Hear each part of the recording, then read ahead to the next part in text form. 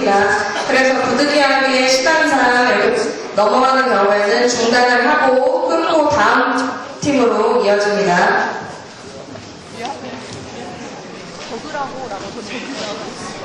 안녕하세요.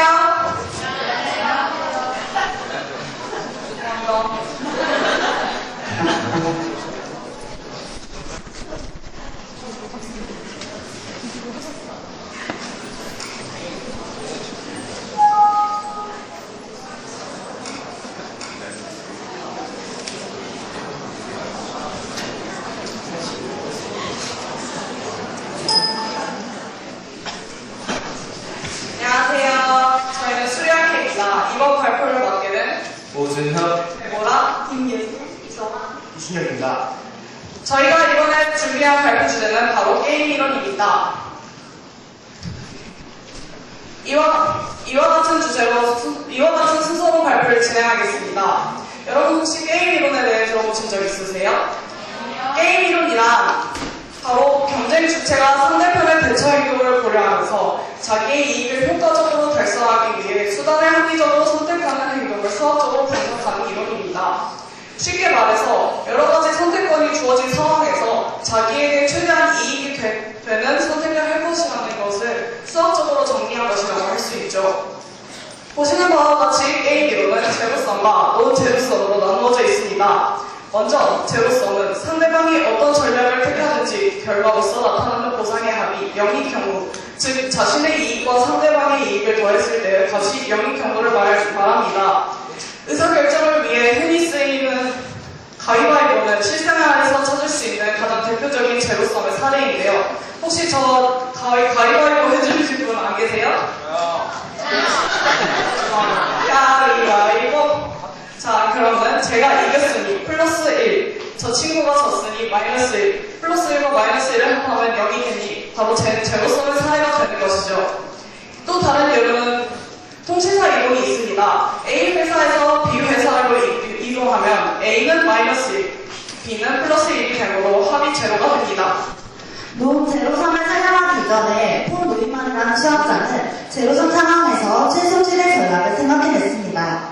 최선의 전략을 구성하기 위해 각 전략을 선택했을 때 최악의 상황을 피해야 한다는 것을 전제로 했습니다. 바로 최소 보상을 최대화하는 전략인데요. 최소 최대 전략의 예시를 통해 구체적으로 알아보겠습니다.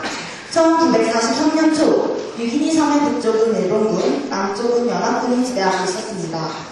서로의 전략을 모르는 상태로 일본군은 병력을 보강하기 위해 북쪽 또는 남쪽으로 항로 중 하나를 선택해 후위대를 구성하기로 하였고, 연합군은 수색을 통해 일본군을 폭파시키려고 했습니다.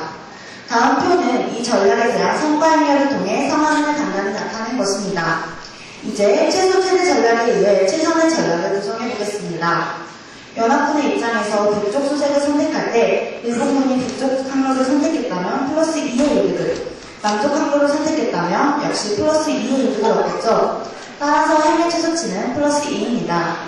반대로 남쪽 수색을 선택할 때 일본군이 북쪽 항로를 선택했다면 플러스 1의 이득을, 남쪽 항로를 선택했다면 플러스 3의 이득을 얻을 것입니다. 그러면 행의 최소치는 플러스 1입니다. 그렇다면 일본군에게 주는 최소한의 피해를 최대화하는 북쪽 수색의 전략을 취할 것입니다. 하지만 제로섬 게임이기 때문에 반대로 일본군 입장에서는 최악의 피해를 최소화할 것이고 최소 전략을 취할 것입니다. 이와 같이 일본군도 북쪽 항로라는 최선의 전략이 노출됩니다. 결국 최소 최대 전략에 의한 결과로 최선의 전략이 단 하나로 귀결됩니다. 이것이 자신의 입장을 고려했을 때 최선의 결과를 가져온다는 폴 노이만의 최소 최대 전략이고, 제로섬 게임의 상황에서는 이 전략을 사용합니다. 다음은 논 제로섬 게임에 대해서 설명해 드리겠습니다. 논 제로섬은 상대방이 어떤 전략을 택하든지 그 결과로서 나타나는 보상의 합이 0이 아닌 경우를 말합니다. 존 내시라는 수학자는 이러한 논 제로섬 상황에서의 최선의 전략을 고민하였고, 최소 최대 전략처럼 상대방의 전략을 고려하지 않고 자신의 이익만 생각한다면 최선의 결과가 나오지 않을 수 있을 뿐더러 최악의 결과가 발생할 수도 있다는 것을 알아냈습니다. 그리고 내시 비형을 통해 논 제로섬 상황에서 최선의 전략을 설정하는 방법을 고안했습니다. 내시 균형은 최소 최대 전략과 달리 상대방이 전략을 선택하는 것을 고려한 후 자신의 전략을 수행으로써 얻게 되는 균형 상태입니다. 치킨 게임을 통해 자세히 설명드리겠습니다. 치킨 게임은 겁쟁이 게임이라고도 불립니다. 두 사람이 자동차를 타고 서로를 마주보고 달리는 얘기를 합니다. 그리고 여기서 먼저 피하는 쪽이 겁쟁이가 됩니다. 만약에 둘 다 피하지 않으면 줄을 놓치면 이렇게 되는 극단적인 상황이 발생하게 되는데 이를 치킨 게임이라고 부릅니다. 이 상황에서 먼저 폰 누이만의 최소 최대 전략을 통해 최선의 전략을 구성해 보겠습니다. A가 회피 전략을 취했을 때 행의 최소치는 2입니다. 또 직진 전략을 취했을 때 행의 최소치는 1입니다. 반대로 B가 회피 전략을 취했을 때 열의 최소치는 2입니다. 또 직진 전략을 취했을 때 열의 최소치는 1입니다. 따라서 두 전략의 교차점이 둘 다 회피하는 것이 최선의 전략이 됩니다. 그런데 이상하지 않나요? 바로 A가 직진을 선택하는 전략을 선택했을 때 B가 회피했다면 A는 더 좋은 결과를 얻을 수 있었습니다. 이 결과를 얻기 위해 어떻게 해야 할까요? 바로 A가 B에게 자신은 무조건 직진을 할 것이라는 표시로 브레이크와 운전대를 뽑아버리면 됩니다. 그러면 B는 1과 2의 이유 중 2의 이득에 해당되는 회피 전략을 쓸 수밖에 없겠죠. 그리고 다른 태안이었던 점에서 이는 A, B 모두에게 최선의 전략이 되고 이러한 상태를 내시 균형이라고 합니다. 반대로 B의 경우에도 마찬가지겠죠. 최소 최대 전략과 달리 상대방의 상황을 고려함으로써 자신에게 보다 나은 이득을 끌어낼 수 있다는 점에서 내시 균형은 보다 우위에 있는 전략처럼 보입니다. 하지만 이 내시 균형 전략을 써도 최선의 결과가 도출되지 않는 상황이 있습니다. 바로 제수의 딜레마라는 게임을 통해 이를 보여드리겠습니다. 두 명의 쌍둥이 범죄자가 체포되어 왔다고 가정해보겠습니다. 이 범죄자들은 각각 독방에 수감되었고 경찰은 두 명의 공범을 기소하기 위한 증거가 부족한 상황입니다.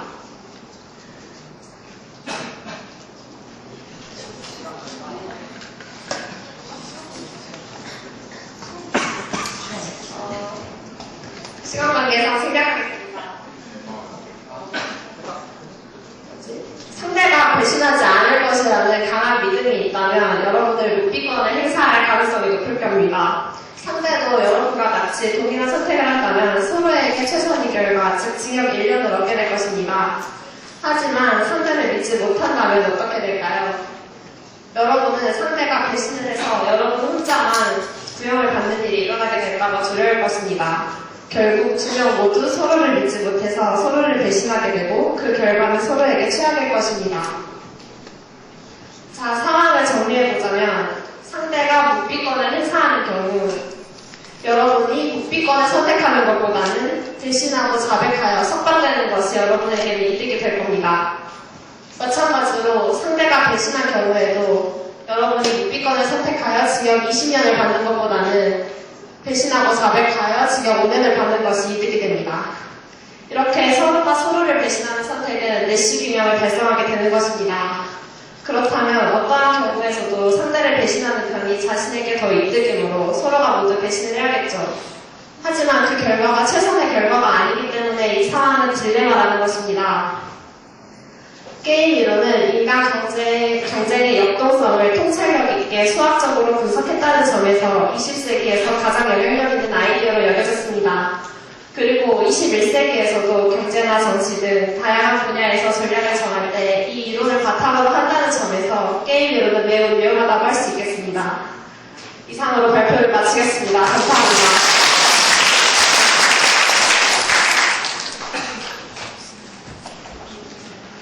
네, 잘 들었습니다. 그러면 다섯 번째 셀마 2팀의 발표 듣겠습니다.